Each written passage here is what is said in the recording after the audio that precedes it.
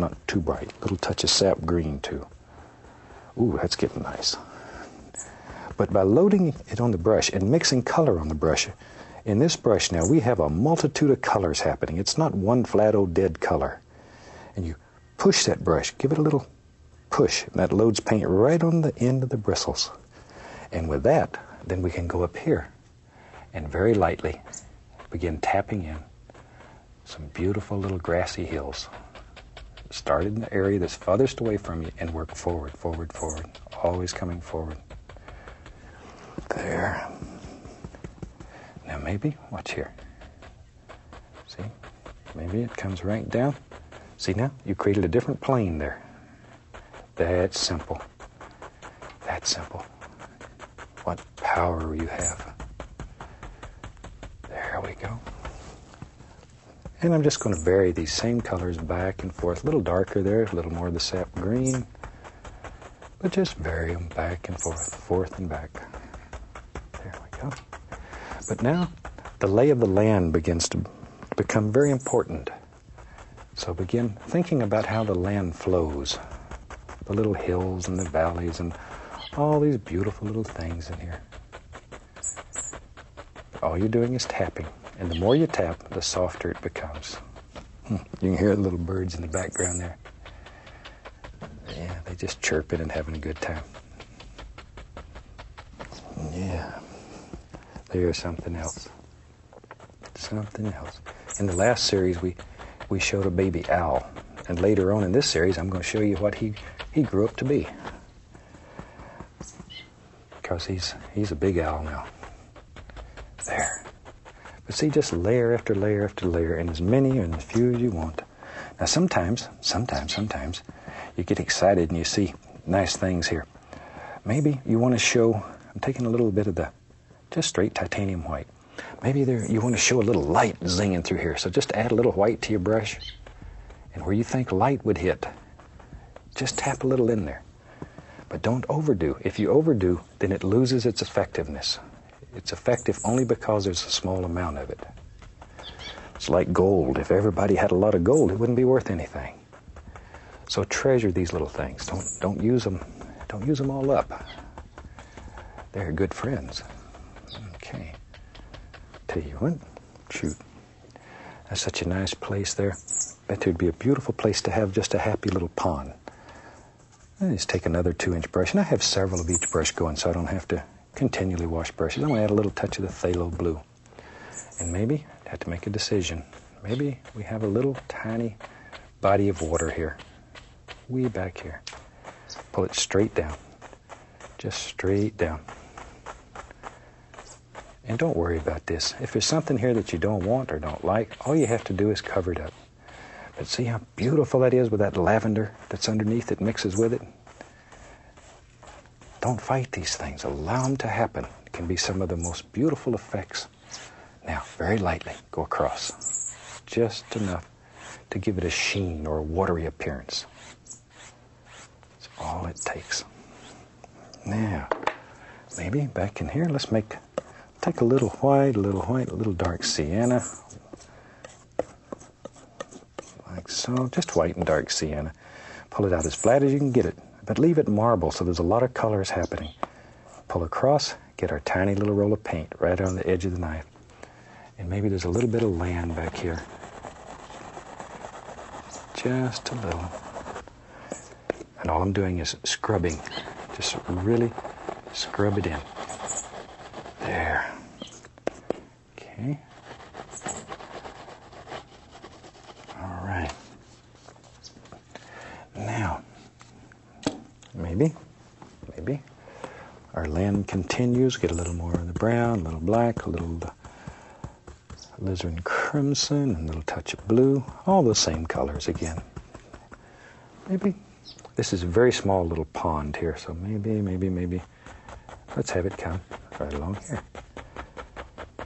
So not much of it shows. We just want an indication. There's a place back here where all the creatures can go to get a little drink. There. Okay. But this, again, puts another plane in the painting. And each one of these planes helps create illusion of depth and distance. And to me, that's very, very desirable in a painting. There we go. Tell you what,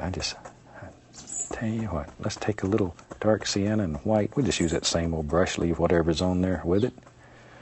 Maybe we can just put some of this color on like that. But look at all the beautiful colors that happen because you don't clean the brush. If you cleaned it and started with fresh color, you'd have one dead old color. As it is, you're picking up everything that's there and it's all mixing together. And just beautiful things are happening. Okay. Now then, go back to this brush. It has the yellows and the greens on it. Tap in a little bit of color. Just tap, give it that little push. See how that loads the end of those bristles? Most important. There we go. It's surprising. Little ponds like this, sometimes just the fishing here can be fantastic. When I was a kid, I used to fish in little ponds like this all over Florida. Caught some pretty nice fish. I remember when I was only about 9 or 10 years old, I was looking for some fish bait one day, and one of the big guys in the neighborhood told me that the larvae out of a wasp nest makes beautiful fish bait, which it does. It does. So I said, well, I don't know how to catch them. So this guy told me, he says, now, if you want to get a wasp nest to get the little larvae out for fish bait, what you do is find a big one, and then you take a pole and you sock it, and when it falls down, you run and grab it. But in the meantime, all these wasps are going to come. So if you stand real still like a tree, they'll think you're a tree and they won't bother you. But at 9 years old, it made sense to me. So I went out and got a big pole and I knocked the biggest wasp nest in town down and stood real still. And these wasps used my face for an aircraft carrier. They came in like jets. And my eyes literally swelled shut. I spent days in the bed. Didn't do any fishing for a long time. So if anybody tells you that, don't believe it.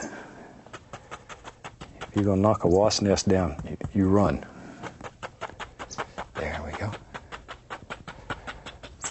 That looked like a little road there. So let's just put something on this side.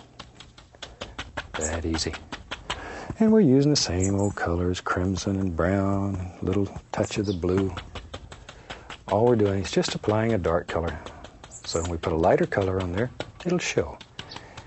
Have to have dark in order to show light. While we got that going, tell you what, I see something else here.